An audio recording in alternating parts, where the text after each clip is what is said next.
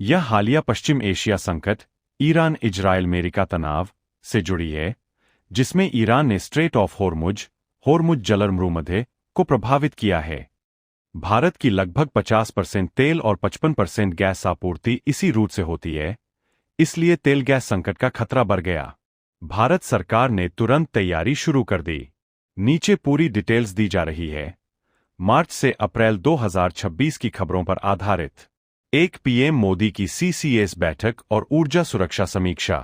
प्रधानमंत्री नरेंद्र मोदी ने हाल ही में cabinet committee on security CCS की उच्च स्तरीय बैठक की अध्यक्षता की।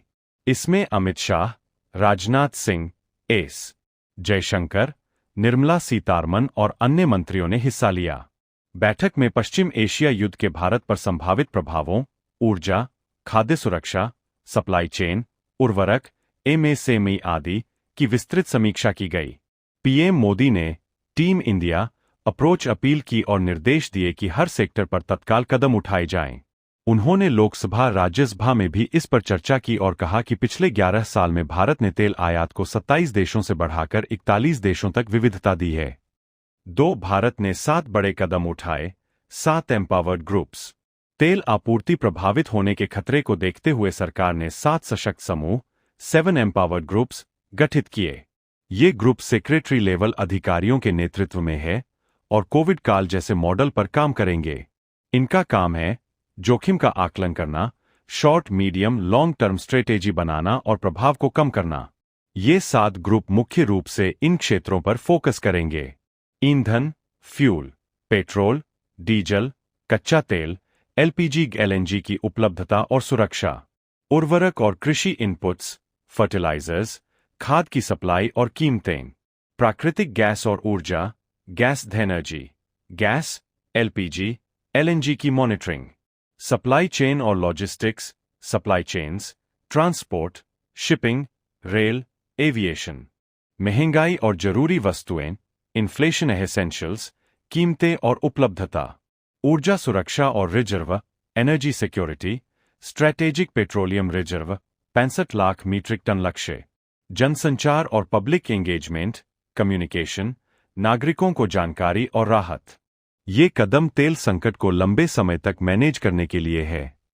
इसके अलावा अतिरिक्त केरोसिन वितरण 60 दिनों के लिए शुरू किया गया है ताकि एलपीजी की कमी से राहत मिले। 3 ईरान का भारत को आश्वासन। ईरान ने भारत को स्पष्ट आश्वासन दिया है कि होर्मुज में भारतीय जहाजों को कोई समस्या नहीं होगी।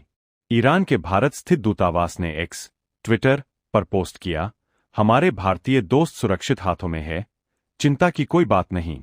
Our Indian friends are in safe hands, no worries.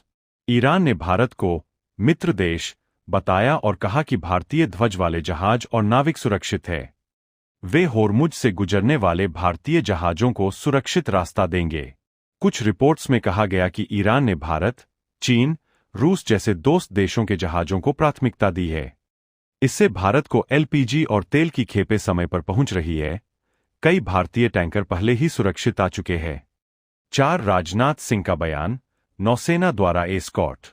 रक्षा मंत्री राजनाथ सिंह ने स्पष्ट कहा कि भारतीय नौसेना, इंडियन नेवी, होर्मुज रूट पर तेल टैंकरों और जहाजों का एस्कॉर्ट कर रही है और सुरक्षित रास्ता सुनिश्चित कर रही है।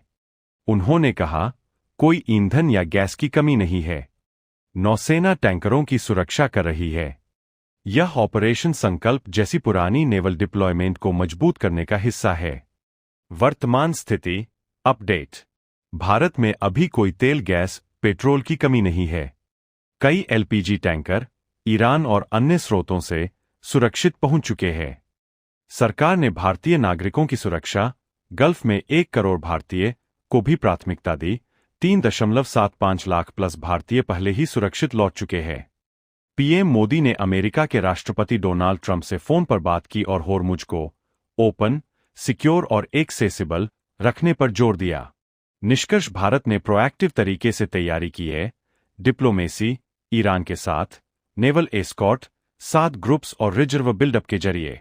संकट लंबा खिंच सकता है, लेकिन सरकार का दावा है कि घरेलू स्तर पर कोई बड़ा असर नहीं पड़ेगा।